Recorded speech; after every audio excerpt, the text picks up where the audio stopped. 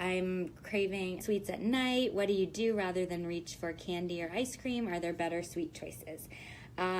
Yes, there are better sweet choices. So there are three things I'm going to talk about. One is physical causes, one is emotional causes, and one is substitutes, healthier substitutes. So physical causes for sugar cravings, number one, you're not having enough healthy fat an hour or two before the sugar craving hits. So if your sugar craving hits in the afternoon, check your lunch. Are you having healthy fat? If it happens at night, check your dinner. Are you having healthy fat? These are things like avocado, nuts, seeds, healthy oils, egg yolks, fish, chia seeds, flax seeds, olives, anything like that with good healthy fat is really critical to keeping you full. And when you're not full, your brain says, oh, what do I need? Something quick, and that quick thing is sugar. So oftentimes our sugar cravings can be solved with extra healthy fat. Honestly, it's the reason why when I have a sugar craving, I'll dip a spoon, just like a small spoon, into a jar of almond butter, because that gives me the healthy fat and it's super delicious also.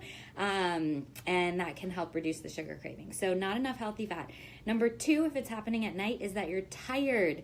So many of us, myself definitely included, throwing myself under the bus here, my sugar cravings at night are at least 50% caused by stress and tiredness. And what I don't like to should on myself, but what I should do is just go to bed and stop working or doing whatever I'm doing at night. Just go to bed, right? So if you're tired, just go to bed. That's what your body needs. It thinks you need sugar, but it just needs sleep. Unstable blood sugar is the last physical cause I'm going to talk about. If you're not having balanced meals throughout the day with a good balance of vegetables, protein, and healthy fat, work on that, and that can reduce sugar cravings. And something to try is drinking apple cider vinegar in the morning. I'll post a link to the YouTube snip on that. That'll explain how to do it and why I do it. Okay, next thing is emotional causes. For so many of us, again, hey, right here, our sugar cravings are emotional. And so what I have my clients do is two things when this is happening and you know you're eating sugar out of an emotional reason. Number one is name that emotion. Choose one word to describe the emotion that you're actually feeling. Because the instinct is, oh, I just want sugar. I want chocolate. Chocolate will make me feel good. But you're looking for something to make you feel good because there's a void, because there's an emotional void going on. And so name that emotion. Are you feeling guilty, lonely, anxious, sad, tired, stressed, overwhelmed, whatever, angry? Who knows? All of these things are things that you could be feeling. And even though it doesn't really make logical sense to turn to sugar, our brain is very primitive. Our brain says, ooh, feel bad, need something to make me feel good. That's sugar. Sugar gives me an endorphin rush, gives me dopamine, gives me all this kind of feel-good stuff. And so your brain thinks that can balance out the negative feeling that you're experiencing. And honestly, it's true. Like when you're eating sugar for 30 seconds, it really does taste good. I'm not going to lie, and it does make you feel good for 30 seconds. But then after you have a long period of time where you crash, you feel physically not good, you feel emotionally not good, because what have you done? You've just stuffed down the negative emotions. You haven't solved them. You've just pushed them further down, and then they're festering in there. And you feel, which I don't ever believe in food guilt, but a lot of people do feel guilty after they've eaten sugar that otherwise they would have chosen not to. So if you name the emotion, write down one word. It can be a Post-it note. You can message it to me on Facebook or Instagram, whatever helps you out. But suggesting that my clients name one word of their emotions has been really, really helpful.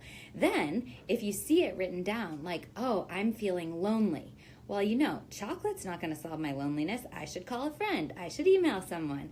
Oh, I'm feeling tired. I should go to bed, like I said before. I'm feeling guilty. Well, let me do something to repair whatever situation I made wrong or whatever. And you can start making that connection. I'm eating emotionally, and here's a more productive way to resolve my emotional void. That's number one for emotion. Number two is breathing.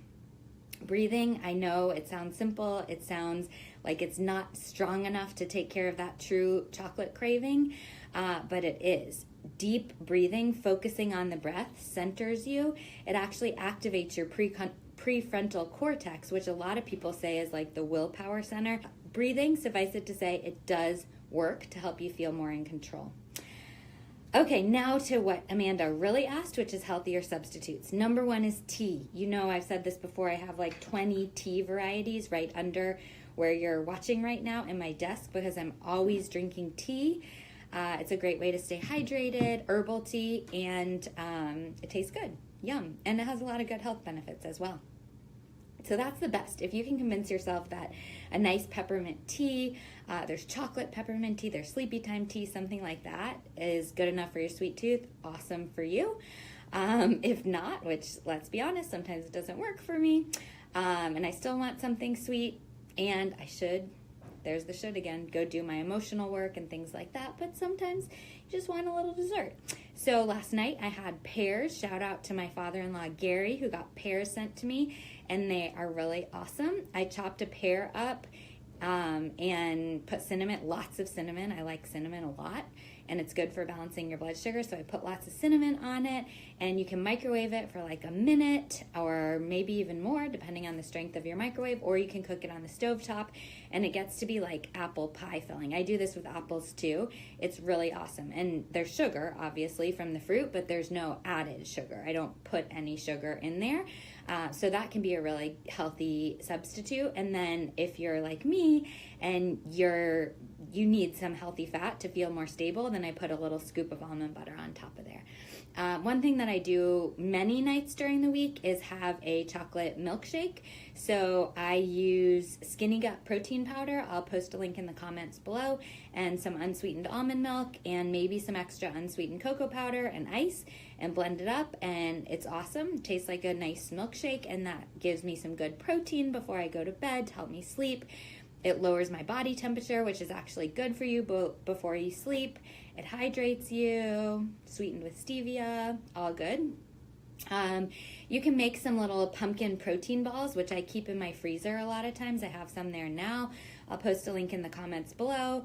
They're like not healthy, but they're healthier and they're really small. So if you can stick to one, and that's why I keep them in the freezer, then that's a good option. Along those lines, there are little macaroons made primarily of coconut. I like a brand called Cocoa Runes, but try to stick to one or so of those. I'll post a link in the comments below. Frozen grapes are good. A spoonful of almond butter, like I mentioned before. I drink this Stevita Delight hot chocolate. It's like a powder hot chocolate. You mix it with hot water. The only ingredients are cocoa powder, stevia, and vanilla flavor. And I'm going to be honest, I don't mind the taste of stevia, but if you do, this has like a stevia aftertaste. So I'll post a link, but beware. Those are my best substitutes. Amanda, I hope that helps.